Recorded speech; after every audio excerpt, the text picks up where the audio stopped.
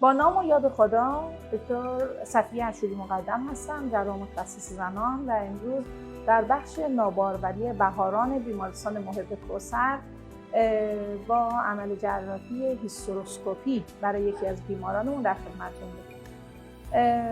میخوام یه توضیحی در مورد جراحی هیستروسکوپی بدم.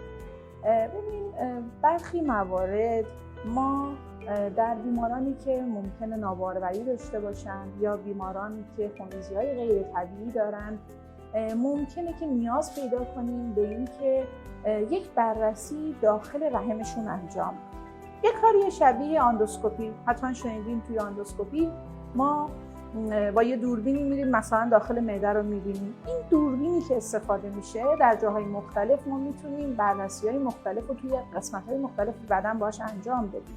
مثلا اگه قرار باشه داخل رحم یه بیمار رو بررسی کنیم، داخل رحم پولیپی وجود داره، فیبرومی وجود داره، گوشت اضافه‌ای وجود داره، یا اینکه به فرض بیماری است که مشکل ناباروری داره یا مشکل سخت داره و دیواره‌ای در رحمش وجود داره، میایم با کمک این دوربین خاص که یک دوربین بسیار باریکه وارد حفره رحم میشیم.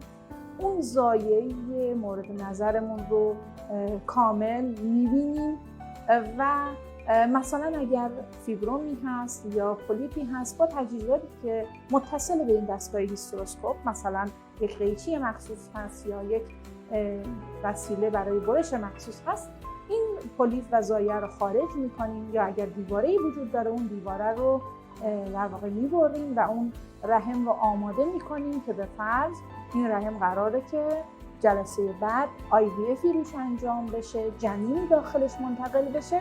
این رحم آماده سازی شده، یا اگر بیماری هست که خونریزی غیر طبیعی داره، علت اون خونریزی غیر طبیعی هم همونطور که گفتم پولیپ یا فیبروم یا زایعه‌ای هست، با این دستگاه مخصوص به اسم هیستروسکوپ میایم بررسیمون و درمانمون رو انجام میدیم. گاهی اوقات هیستروسکوپی تشخیصیه و در بیشتر موارد ضمن تشخیص درمان قطعی بیمار رو هم باهاش انجام میدیم.